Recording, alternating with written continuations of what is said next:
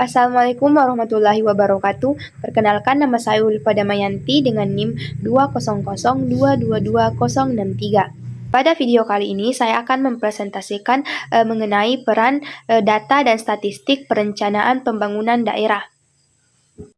Baik, pertama-tama saya akan menjelaskan mengenai data. Data adalah fakta yang ada di lapangan. Data dapat berupa peristiwa, kejadian, maupun fenomena alam yang berlangsung di masyarakat. Data bersifat kuantitatif maupun kualitatif.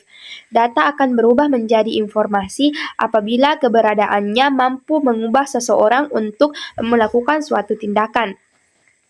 Data sangat diperlukan dalam perencanaan pembangunan, terbukti dengan data yang berperan sebagai informasi sehingga dapat dijadikan bahan untuk menetapkan kebijakan yang lebih baik. Baik, selanjutnya permasalahan yang sering terjadi dalam penyediaan data yang berkualitas. Yang pertama yaitu data yang belum berkualitas, belum memenuhi standar dan tidak memiliki metadata. Selanjutnya yang kedua, sistem database sektoral yang belum terpadu. Yang ketiga, belum seragamnya kode referensi atau data induk. Yang keempat, data yang sulit diakses dan tidak terintegrasi. Yang kelima, ketidakjelasan unit pengelolaan data. Yang keenam, keterbatasan sumber daya manusia pengelolaan data. Baik, selanjutnya tata kelola data yang baik. Sesuai dengan Peraturan Presiden Nomor 35 Tahun 2019 yang terbagi menjadi beberapa bagian. Yang pertama yaitu kelembagaan, yang kedua standar, yang ketiga metadata, yang keempat interoperabilitas, yang kelima kode induk, yang keenam regulasi, dan yang terakhir adalah teknologi. Adapun peran data dalam siklus perencanaan pembangunan yaitu terbagi menjadi 4. Yang pertama adalah penyusunan rencana. Penyusunan rencana itu sendiri adalah penentuan terlebih dahulu apa yang akan dikerjakan. Jadi sebelum melaksanakan suatu pekerjaan, sebaiknya dibuat perencanaan terlebih dahulu agar tertata rapi dan pekerjaan lebih cepat selesai. Selanjutnya yang kedua yaitu penetapan rencana. Setelah tadi dilakukan penyusunan rencana, maka akan ditetapkan sebuah rencana yang tetap. Selanjutnya, yang ketiga adalah pengendalian pelaksanaan rencana. Nah, setelah tadi rencana telah ditetapkan, maka akan dilakukan pengawasan untuk menghasilkan sebuah hasil yang lebih maksimal. Dan yang terakhir adalah evaluasi pelaksanaan rencana.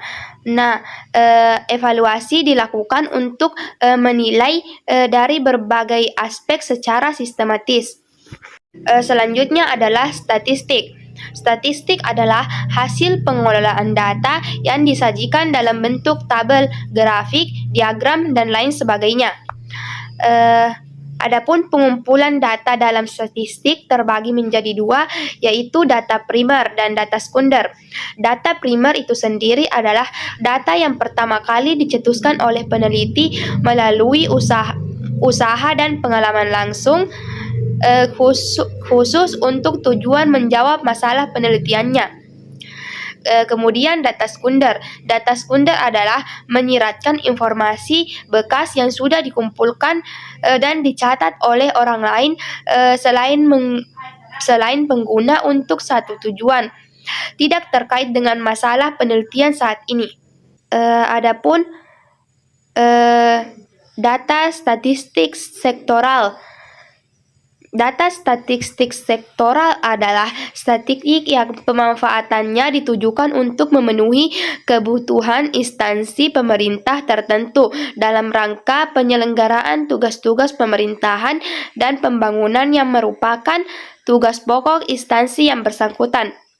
Seperti yang teman-teman sekalian lihat, contoh statistik sektoral bisa dilihat pada gambar seperti survei kepuasan masyarakat Kota Probolinggo tahun 2021, Kemudian ada penyusunan indeks Gini Kota Mojokerto tahun 2022. Selanjutnya laporan akhir mengenai penyusunan indeks pembangunan masyarakat Kabupaten Tulungagung tahun 2021. Kemudian penyusunan dokumen indeks kesalehan sosial Kota Mojokerto tahun 2021.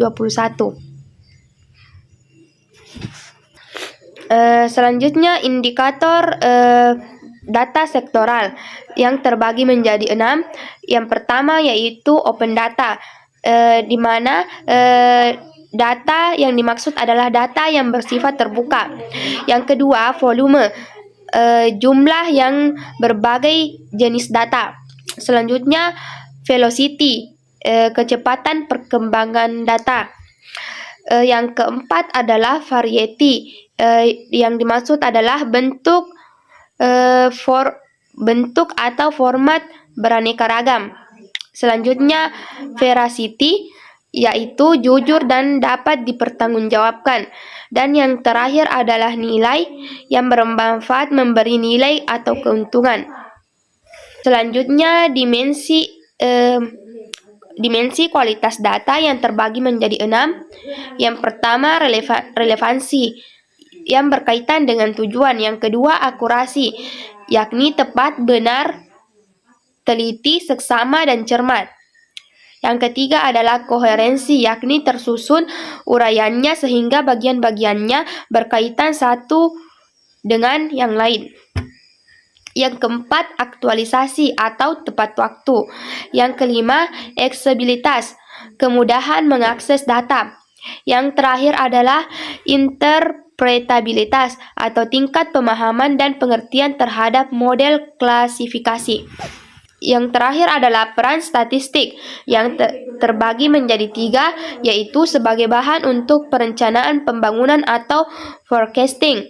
Yang kedua sebagai bahan pengendalian atau monitoring dan evaluasi pembangunan.